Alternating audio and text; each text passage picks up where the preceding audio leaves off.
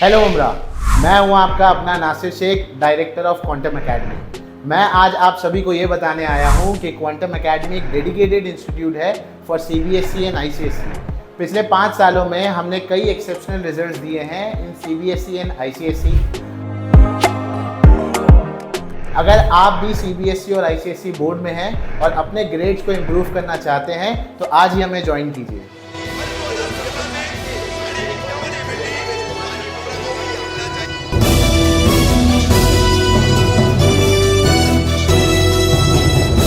मैं रफीक कामदार, हिंदुस्तानी रिपोर्टर में आपका स्वागत है। 5 महीने पर विधानसभा का चुनाव है महाराष्ट्र का, और अब कलवा मुमरा विधानसभा में राजनीतिक माहौल गरमाने लग गया है। जहां एक तरफ चुनाव को लेकर राजनीतिक माहौल गरमा रहा है, तो वहीं अब मुमरा कौसा के स्थानीय मुद्दे भी जो है उनको हवा दी जा रही है। उन मुद्दों के ऊपर अब नागरिक भी आगे आ रहे हैं, एक प्रेशर ग्रुप बना रहे हैं और अपनी मांगों को लेकर के। मुस्लिम आबादियों में आप ज्यादातर देखते होंगे कि एक सफाई का मसला रहता है, सड़क, नाले, गटर, पानी, और उसके बाद अगर मुसलमानों की राजनीति कहीं पहुंचती है तो वो कब्रिस्तान पर जाकर के रुक जाती है। कब्रिस्तान चाहिए, तो कब्रिस्तान को लेकर के फिर एक बार शहर से आवाज उठी है। अल अहद चैरिटेबल ट्रस्ट, आरिफ इराकी साहब, इनका ट्रस्ट है, और इनके ट्रस्ट के माध्यम से जो है मुमरा कौसा के कई लोगों ने एक होकर के छाने मनपा और राज्य सरकार, इनको निवेदन दिया है। हम जहां खड़े हैं ये मुमरा बाईपास से सटी हुई जमीन है, सर्वे नंबर 123, जिसका हिस्सा नंबर 1 है। संक्षिप्त में हम आपको बता दें कि हमने इस पर पहले भी आपको खबरें बताई है। नशेड़ियों का यहाँ पर किस तरीके से अड्डा हुआ करता था, और इसको लेकर के राजनीतिक श्रेय की जो जंग भी चली थी रशीद कंपाउंड श्रीलंका में, बिल्कुल सौदागर के दिलीप कुमार और राजकुमार की तरह राजू अंसारी और रेहान पीतलवाला की, वो भी हमने आपको बताई थी। तो अब अल अहद चैरिटेबल ट्रस्ट की तरफ से आप देख सकते हैं आरिफ इराकी है, हसन मुलानी है, मम्मू भाई महमदानी है, अपने वसीम सैयद है, नासिर भाई है, वसीम गुड्डू है, सलीम खत्री साहब है, पीछे गरजने वाली तोप लिसान अंसारी, और बाकी के और भी काफी सारे लोग हैं। और महिलाओं में आप देख सकते हैं, मुस्लिम महिलाओं में कब्रिस्तान के मुद्दे पर आज तक आपने कभी नहीं देखा होगा कि महिलाएं आगे आई हैं। तो पहली बार हम देख रहे हैं महिलाएं भी जो है कब्रिस्तान के मुद्दे पर आगे आई है। तो बात करेंगे हम लोग। आरिफ भाई, क्या मांग है इस एक मरे हुए मुर्दे को फिर आप जिंदा कर रहे हैं, गड़े हुए मुर्दे को फिर उखाड़ रहे हैं, वो भी चुनावी मौसम में? ये रशीद कंपाउंड, देवरीपाड़ा, श्रीलंका, मोती बाग, इसकी आज जरूरत बन चुकी है, और इतनी बड़ी जरूरत बन चुकी है कि यहाँ से हमें मेनली आप एक जनाजा लेके जाने के लिए जो तकलीफ लोगों को यहाँ झेलना पड़ रहा है, और लोगों का तकलीफ देख के हमने सोचा कि भाई 16 साल से जो ये ज़मीन बंजर पड़ी है, किसी की यहाँ निगाह नहीं है, कोई इस चीज़ पे ध्यान नहीं दे रहा है, तो इसको हम फिर क्यों नहीं हमारे कब्रिस्तान को फिर से लिया जाए। तो यही मसले की वजह से हमने फिर से इसका कल एक डेलीगेशन दिए हमारे असिस्टेंट म्यूनसिपल कमिश्नर को, और उनसे वादा लिए कि कल ये टाउन प्लानिंग के अंदर ये लेटर फॉरवर्ड करेंगे, क्योंकि ये मसला जो है टीडीआर की वजह से अटका हुआ है। हसन भाई, क्या जानकारी देंगे इस कब्रिस्तान की, कि ये कब इसकी प्लानिंग हुई? जहां तक मुझे याद है खिदमत ट्रस्ट के हवाले शहर के कुछ लोगों ने ये काम किया था। पहले एक लोकल कमेटी बनी थी, रसीदें बनी थी, चंदा इकट्ठा हुआ अच्छा खासा, और उसके बाद जो है खिदमत ट्रस्ट को ये काम सौंपा गया, और फिर पता चला कि इसके लैंड ओनर जो है इन्होंने वापस 7/12 वगैरह घुमाने की प्रक्रिया की, और टीडीआर के लिए जो है ये सारा काम किया गया। और तब से हम देख रहे हैं कि लगभग आज 3-4 साल हो गए टीडीआर के ही चक्कर में ये कब्रिस्तान रुका पड़ा हुआ है। सबसे पहले आपका बहुत बहुत शुक्रिया। बिल्कुल आपने सही कहा, मरहूम नादिर भाई ने इसकी नींव रखी थी, उन्होंने शुरू किया था 2007-2008 में। 16 साल हो गए, और ये सारा मामला जो आके अटका हुआ है वो टीडीआर को लेके अटका हुआ है। खिदमत चैरिटेबल ट्रस्ट के नाम पर 7/12 घुमा दिया गया था।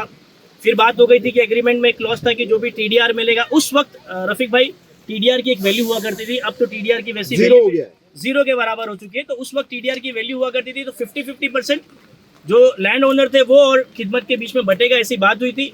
बस वही गाड़ी अटक गई, और 16 साल हो गए। जब हमें पता चला कि फला नेताजी है, उनके पास इसके कागजात है, फला आदमी उस वक्त मौजूद था। पिछले 1 साल से नासिर मेम साहब भाई, मम्मू भाई ममदानी, सलीम खत्री भाई, आरिफ भाई, हम लोग पिछले 1 साल से, एडवोकेट जजील नौरंगे भी थे उसमें, बबलू भाई, वसीम गुड्डू भाई थे, सब लोग, जितने भी लोग यहाँ मौजूद है, सब लोग बार बार अलग अलग लोगों के पास गए, और सब ने यही कहा कि 1 महीने में काम हो जाएगा, 2 महीने में काम हो जाएगा।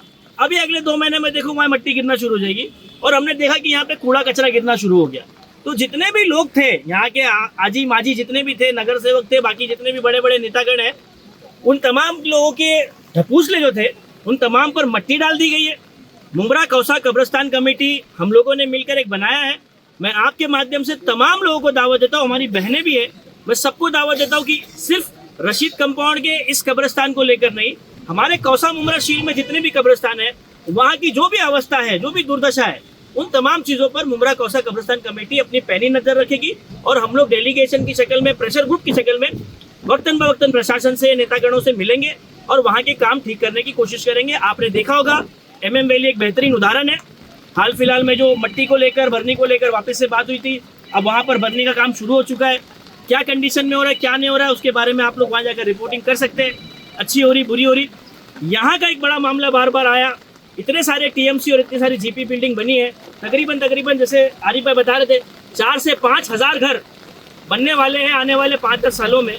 तो अगर हम लोग हिसाब लगाएंगे तो कम से कम 2.5 से 3 लाख लोग आने वाले हैं यहाँ पर रहने के लिए। इतने सारे लोग हैं, उनके लिए कब्रिस्तान वही MM वैली का घुमा फिरा कर। तो बेहतर क्यों ना हो कि 16 साल से बन पड़ा लैंड ब्लॉक एरिया जिसपे खाली वॉल कंपाउंडिंग की गई है, इस पर हमारा नज़र हो, हमारा फॉलोअप रहे। और आज सिर्फ शुरुआत है, जैसे आरिफ भाई ने बताया, अगले 1 हफ्ते बाद हम लोग टाउन प्लानिंग डिपार्टमेंट में जाएंगे, वहाँ क्या हाल है, वहाँ का ब्यौरा क्या है, इंशाल्लाह वीडियो के मार्फत आप लोगों तक हम लोग पहुँचाएंगे। मम्मू भाई, क्या ऐसी जरूरत आन पड़ी है कि विधानसभा चुनाव के बिल्कुल हवा चलने के दौरान ही आप लोगों ने मुमरा कौसा कब्रिस्तान कमेटी बनाई, प्रेशर ग्रुप क्रिएट किया?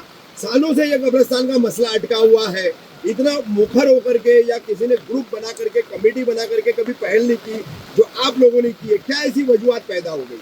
ये इलेक्शन की वजह से हम लोग खड़े नहीं हुए। हम लोग अक्टूबर के अंदर जब MM वैली कब्रिस्तान का मसला चल रहा था भरनी का, जिसको हम लोग 3 साल से लेके चल रहे थे, तो उस मसले के टाइम पे भी बैठा के सबसे बात हुई थी। राजू अंसारी साहब लोग सब आए थे, उन्होंने बोले 1 महीना 2 महीना, फिर इसके बाद बोलने में आया फरवरी। लेकिन अब फरवरी भी चला गया, मार्च भी चला गया, अब हम लोग देख रहे हैं कि कोई ध्यान नहीं देता है। यहाँ पे सारे लोग एक दूसरे के ऊपर लांछन लगाने पे लगे हुए, कोई काम करने के लिए आगे नहीं आ रहा है। तो अब हम लोग ने एक बीड़ा उठा लिया कि अब हम लोग को ही कुछ करना है, हम आवाम का साथ लेंगे, ना कि कोई नेताओं का साथ लेंगे। हम आवाम का साथ लेंगे, आवाम को इसकी बीच में खड़ा करेंगे कि भाई अब हमारी जो हक की चीजें हम खुद मांगेंगे और हम हमारे छीन के लाएंगे। कब तक हम लोग इनके पीछे हमेशा, जब ये इलेक्शन आता है तो लोग आ जाते हैं, हम ये सोचते हैं इसके बाद ये काम हो जाएगा, इसके बाद वो काम हो जाएगा। हर मरतबा एक लॉलीपॉप मिलती है, अब लॉलीपॉप चूस के हमारा भी दांत खट्टे हो गए, इसलिए अब खुद अब उतर गए। इंशाल्लाह जितना होगा हम हमारी जात से करेंगे। कि आपके मरहूम वालिद साहब ने इस कब्रिस्तान के बनाने की नींव रखी थी, उस काम को शुरू किया था, लेकिन आज कई साल हो गए, काम जस के तस पड़ा हुआ है। क्या लग रहा है आपको? आप मरहूम नादिर भाई की बेटी है जिन्होंने ये मुहिम शुरू की थी, क्या महसूस कर रही है आप? मुझे तो अभी बहुत खुशी हो रही है इस बात से कि इस मुद्दे को उन्होंने खुद से उठाया। इस बात से मुझे बहुत खुशी है, लेकिन जो काम उनका पड़ा जाना करे कि बस कब्रिस्तान बन जाए। जिन लोगों ने जिम्मेदारी ली थी उन्होंने अभी तक जिम्मेदारी पूरी नहीं की, तो ये लोग प्रेशर ग्रुप बना करके आगे आ रहे हैं, ये आज आगे आ रहे हैं। आज तक जिनको काम करना चाहिए था उन्होंने नहीं किया, उनके लिए क्या कहोगे? जैसा इन्होंने बोला कि कोई भी मतलब बार बार वो लोग यही बोलते थे अगले महीने में चालू हो जाएगा, अगले महीने में चालू हो जाएगा, लेकिन हुआ नहीं। फिर ये लोग ने बातें ही की, ये काम हुआ नहीं। तो बस अभी देखते हैं इंशाल्लाह सबकी। ये प्रेशर ग्रुप क्या करता है? अब देखते हैं ये प्रेशर ग्रुप क्या करता है, ये रिजल्ट देगा या नहीं। दुआ करते कि हमारे से ये काम हो जाए। हम इनसे नहीं, हम तो अपने मुमरा वालों से बोलेंगे कि दुआ करो कि हमारी वजह से ये भी कब्रिस्तान रशीद कंपाउंड टर्नीपाड़ा वालों को मिल जाए। आरिफ भाई, ठीक बाईपास के उस पार भी एक कब्रिस्तान पास है, उसका फंड भी पास है, सब कुछ पास है, और इससे 5 गुना बड़ा है, उसके लिए क्यों नहीं? एक टाइम पे एक ही काम रफीक भाई लिया जाता है। इंशाल्लाह कल हमारे परसों हमारी जब नहीं, जैसे अभी आंकड़ों के हिसाब से हसन भाई ने बताया लाखों की आबादी यहाँ होने जाने वाली है, तो आप ये 2 एकड़ का या 1.5 एकड़ का जो भी कब्रिस्तान है उसके मुकाबले में उतना बड़ा कब्रिस्तान क्यों नहीं मांगने की ये कर रहे? इसके लिए हमारी पहले जो मीटिंग हुई उसके अंदर बात हो गई कि हमारा ये कब्रिस्तान होने के बाद फिर हम वो कब्रिस्तान पे जाने वाले। अच्छा, एक टाइम पे रफीक भाई एक काम करे ठीक है, थोड़ी आपको आसानी कर देता हूँ। आपका कहना है कौम का पैसा इसमें लगा, इसके लिए पहले ही है हाँ, मेहनत है ना? मेहनत का पैसा बहुत मेहनत का पैसा हमारा नहीं सुन लीजिए। पाड़ा वालों ने एक मिनट सरनी पाड़ा वालों ने मुमरा कौसा वालों ने हम लोग के अब्बा और चाचा लोग वगैरह इन्होंने बारिश पानी नहीं देखा है। जो बेचारे मेहनत करने वाले वो अल्लाह को प्यारे हो गए, अब उनके बच्चे उड़ गए, उनके बच्चे उड़ गए कर रहे हैं। चाचू मैं एक बात बोलना चाहूंगा। बोलिए सलीम भाई, क्या बोलना चाहे? मैं ये बोलना चाहूंगा कि अगर ये जगह किसी प्राइवेट पर्सन की रहती थी तो इंडिपेंडेंट जो हाथ में अपना काम लिए हुए है, अगर उनकी पर्सनल जगह रहती तो इसके ऊपर से टीडीआर भी उड़ जाता, उनका टावर भी बन जाता, बिक भी जाता और सब छुट्टे भी हो जाते वो। ये तो कब्रिस्तान का मसला है, इसके लिए उन्होंने ढीला छोड़ दिया उस चीज को। आज 16 साल तक का क्या टीडीआर कोई उठाता, पेपर वर्क करने के लिए का 16 साल लगता, इतना टाइम लगता क्यों? खुद का उनका खुद का मफाद नहीं था उसके अंदर। चाचा आ गया ना। अगर पर्सनल खुद का रहता तो सब हो जाता था उसका। तुम बोलो इधर इधर।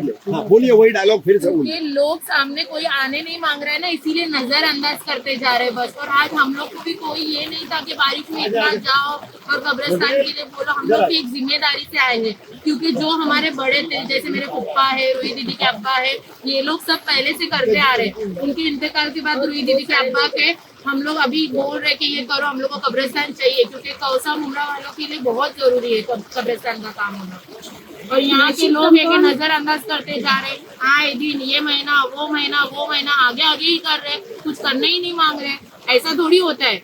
अभी जीपी के लिए अगर अलॉट करना होता तो फट से जीपी खड़ी हो गई होती, मगर कब्रिस्तान के लिए यहाँ के ना बड़े नेतागण ना कोई मतलब जो बड़े बड़े चाहे बिल्डर हो कोई भी हो, बट वो लोग ये इसके लिए खड़े नहीं हो रहे। मैं उन लोगों से अपील करना चाहूंगी कि प्लीज इस मुद्दे के लिए खड़े होइए, क्योंकि ये जरूरत है कौम की।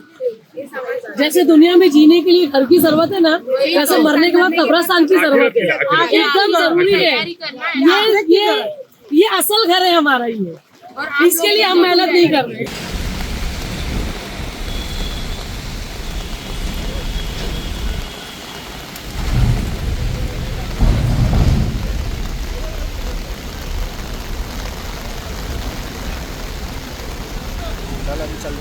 हाँ रुक गया। अच्छा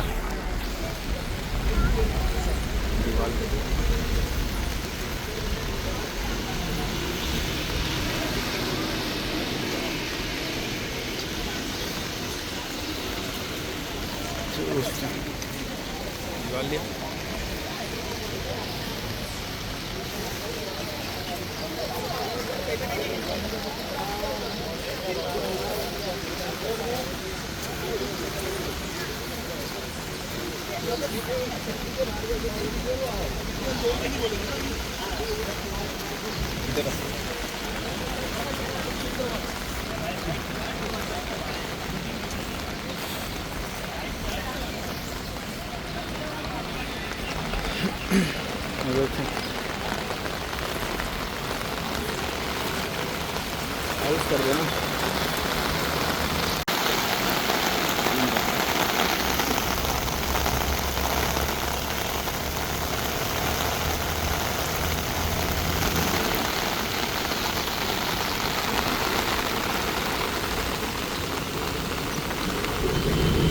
कहीं जाने का चल।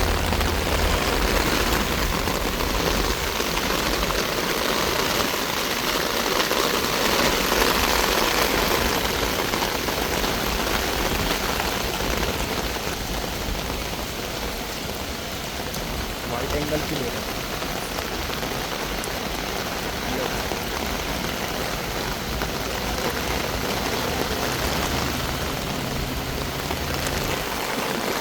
अबे मेरे तरफ से तू तो रेनकोट भी पहना है।